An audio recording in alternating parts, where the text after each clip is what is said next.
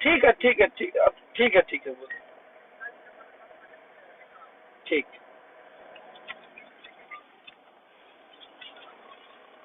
Hello, नमस्कार, प्रणाम। आप सब क्वेश्चन बनी जा और जरूर जरूरी विषय वस्तु पर लाइव आवे के पड़ल आप सबसे। अभी अभी एगो बहुत दुखद घटना और हमनी संगे ये आप सबसे बतावे में, और आप सब हमनी के भगवान है या जे भी पब्लिक बा हमनी के प्यार करेला। अभी खेसारी भैया के शूटिंग चलत रहा फिल्म के बनारस में, और भोजपुरी के बहुत बढ़िया एगो का तो सुपरस्टार समर सिंह जी बानी। अभी 1.5-2 लड़का लेके वहाँ के और खेसारी भैया के मारे खातिर वहाँ के शूटिंग को पहुंचल रही है।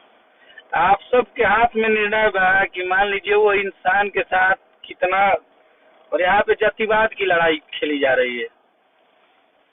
तो आप लोग प्लीज ये बात के आप सबसे आके बतावल ही सबसे बेहतर लागल है, और आप सबसे बतावल हम सही समझ नहीं आए। जैसे कि शेर मर्द जौन होला न कह के सामना करे रहे। अगर मर्दानगी होके मर्द आदमी तो मर्द आदमी लड़े खातिर कह के लड़ेला, ठीक बा। और लड़े वाला जौन इंसान होला ना कह के लड़ेला कि हेजा आवतनी, ई ना कि केहू काम करता सब कोई चुप बा 500 लड़का ले जाके आ ओजा देखावे लगी अपन गुंडाई, ठीक बा। तो मर्द हाथाना इतना अगर शौखे रहा लड़ाई झगड़ा करे खातिर तो कह लेवे के चाहत रहा कि हम आवत नहीं है जा लड़ी ला लोग हमरा ले।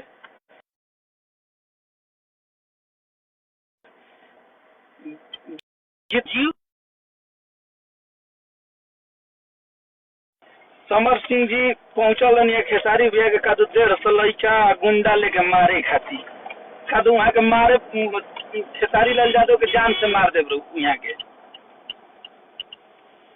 तो ये आप सब के हाथ में फैसला बा, आप सब एक हिसाब करी जा। और बहुत ज्यादा देर खातिर हम लाइव नहीं आई। अगर वो मर्द उहे होला, हम तो गीत गाओ नहीं, ठीक बा गीत गाओ नहीं होला, लेकिन मर्द आदमी उहे होला ना जे सामने से लड़ेला, सामने से कह के मर्द आदमी सामने से लड़ेला।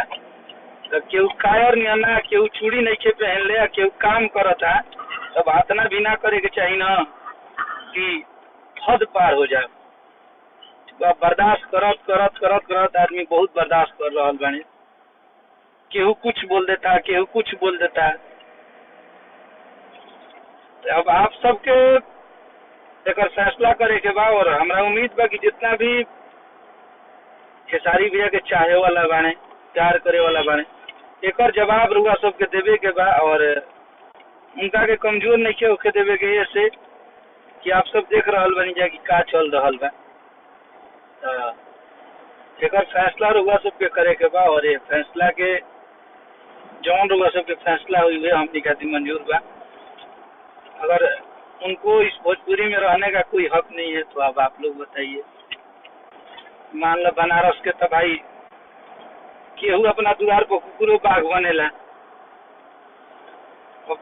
तू आवत है बिहार शूटिंग करे, हम एजा गुंडा जुटा के घेरे लगी, ये कोनो बात ना। भोजपुरी कलाकारी है, कलाकार खातिर है, और भोजपुरी में प्यार से रहल जाला, प्यार लुटावल जाला, और गीत गाने में लड़ाई झगड़ा ना होला। ना तो लड़का लोग तारे भीरी नहीं कन, सब कोई भीरी बाड़े।